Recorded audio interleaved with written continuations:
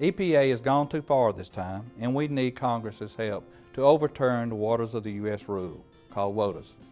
Unprovoked, however, for no reason, the EPA has decided that they need more control over our land and have done so by implementing the Waters of the U.S. rule with no clear objective. The outcome is not cleaner water, but more and bigger government control. Agriculture is the largest industry in our state. We work on environmental stewardship practices every day. The changes made to the Clean Water Act by the EPA, it's just a land grab, creating more rules for lawyers to interpret. We need some level of certainty in the regulatory environment for agriculture.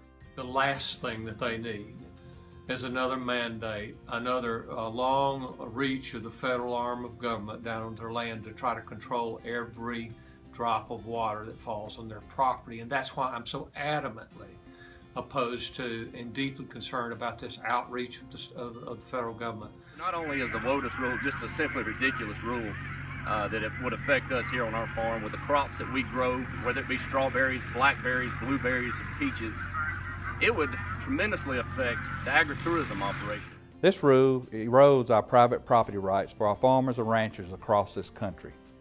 It regulates ditches and low-lying areas that don't even come close to the definition of navigable waters. If the proposed definition is adopted, over 2,700 miles of roads and almost 700 miles of right-of-way ditches in Gwinnett would be impacted. Add to that almost 1,500 miles of streams and another 1,500 miles of drainage ditches.